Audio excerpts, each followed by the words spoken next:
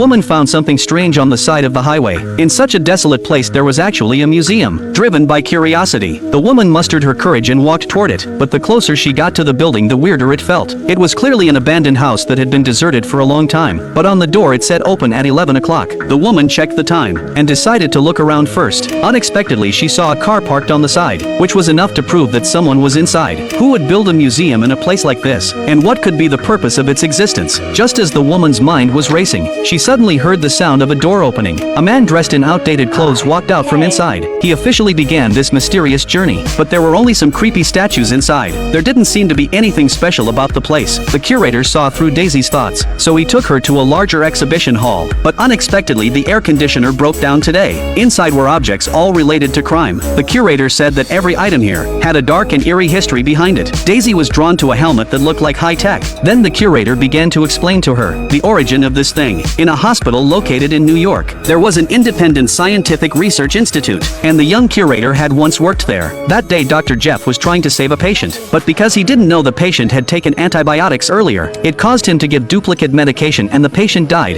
That made Daisy feel extremely regretful. If they could sense the patient's pain, the tragedy could have been completely avoided, and successfully had the neural receiver implanted through surgery. They placed the device on the tester's head. The curator poked the woman's hand with a pencil, and Jeff could feel the sting on his fingertip too. With the help of this miraculous invention, Jeff managed to save countless lives, but he also endured all kinds of indescribable pain. With the help of this device, Jeff could easily find the cause of a patient's illness. His reputation in the hospital gradually grew. Even his life after work was twice as joyful, until the day one patient appeared, which completely changed his fate. It was a kind of pain Jeff had never felt before. He experienced an unprecedented level of suffering, but he didn't know what the illness was, until the numbers on the monitor dropped to 0. Jeff fainted along with the death of the patient. Later they learned the man had been poisoned, and Jeff had personally experienced what it felt like to take a trip through hell and back. From that moment on, he became obsessed with pain. When it came to the suffering of patients, he felt an unspeakable pleasure. Jeff became furious. He went to the curator, hoping to end the experiment, but recently they had started a new scientific project, and couldn't assign professionals to perform the surgery. Jeff had no choice but to wait a few more days. However, when he got home he was in unbearable torment. A shattered glass suddenly cut his finger, which triggered his nerves again. Then an evil thought arose in his mind. He picked up a shard from the floor, and stabbed it into his finger. The instant pain felt strangely satisfying, but that opened Pandora's box. He began to torture his own body in various ways. Luckily he was a surgeon, so he perfectly avoided the vital parts. But as time went by,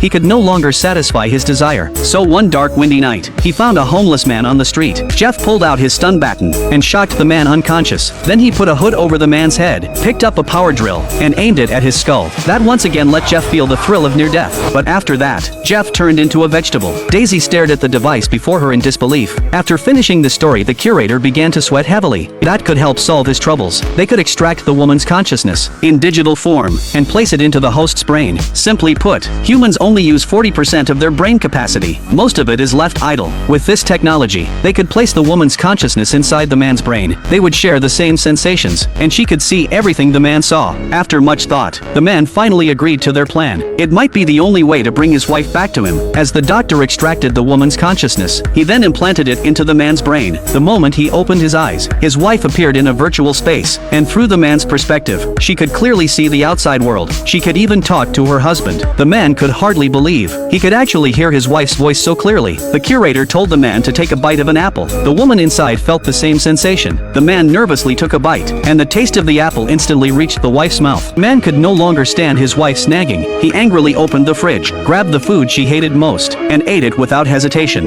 The woman was instantly disgusted by the taste. The man had no privacy at all. Helpless, he went to the curator for help. He complained that his wife's control desire was too strong, that his brain was about to explode. To help the man solve this tricky problem, the curator gave him a special privilege. They upgraded his system for free, so he could turn off his wife's consciousness anytime with his phone. On his way home, the man met a hot woman in the elevator. He just took a quick glance, and was instantly scolded by his wife. Even his physical reactions couldn't escape her perception. That caused another argument between them. The man couldn't take it anymore. He angrily turned off the system. When the woman was awakened again, she realized months had passed. She couldn't understand her husband's behavior, but for the sake of their child, she chose to compromise. They made an agreement that except on holidays, the woman would stay turned off, like visitation rights after a divorce. But that kind of life didn't last long. They finally agreed to the plan, but when the woman was awakened again, she found herself trapped inside the toy. Her voice could could not be transmitted. The monkey's program was still unfinished. She could only express emotions through buttons on the chair. One button for happy, and the other for sad.